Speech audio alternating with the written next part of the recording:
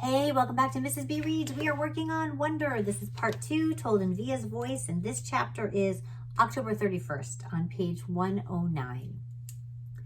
Grands had died the night before Halloween. Since then, even though it's been 4 years, this has always been a sad time of year for me. For Mom, too, though she doesn't always say it. Instead, she immerses herself in getting August's costume ready, since we all know Halloween is his favorite time of year. This year was no different. August really wanted to be a Star Wars character called Boba Fett, so Mom looked for a Boba Fett costume in August's size, which strangely enough was out of stock everywhere. She went to every online store, found a few on eBay that were going for an outrageous amount, and finally ended up buying a Jango Fett costume that she then converted into a Boba Fett costume by painting it green. Now, if you don't know who Boba Fett and Jango Fett are, stop right here and go look it up, okay? Because it all ties in. Everything is in books on purpose. The author puts every single word in there for a reason. All right? Make sure you know what the author's talking about. I would say in all, she must have spent 2 weeks working on the stupid costume. And no, I won't mention the fact that Mom has never made any of my costumes because it really has no bearing on anything at all. Or does it? The morning of Halloween, I woke up thinking about Grands, which made me really sad and weepy. Dad kept telling me to hurry up and get dressed, which just stressed me out even more, and suddenly I started crying. I just wanted to stay home. So Dad took August to school that morning, and Mom said I could stay home, and the two of us cried together for a while.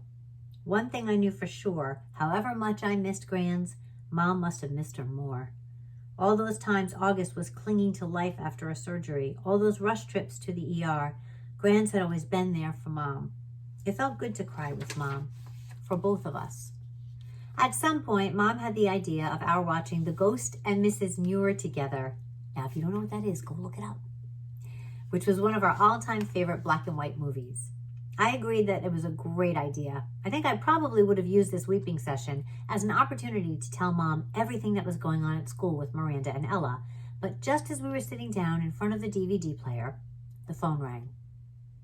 It was the nurse from August's school calling to tell Mom that August had a stomachache and should be picked up. So much for the old movies and the mother-daughter bonding. Mom picked August up, and the moment he came home, he went straight to the bathroom and threw up. Then he went to his bed and pulled the covers over his head. Mom took his temperature, brought him some hot tea, and assumed the August's mom role again. Via's mom, who had come out for a little while, was put away. I understood, though. August was in bad shape. Neither one of us asked him why he had worn his bleeding Scream costume to school instead of the Boba Fett costume Mom had made for him. If it annoyed Mom to see the costume she had worked on for 2 weeks tossed on the floor, unused, she didn't show it. Now look, just in case you forgot, go back, all the way back to page 76 to hear that same story told in August's point of view.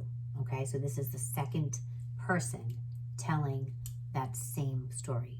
Does that make sense? All right, and don't forget to like and subscribe.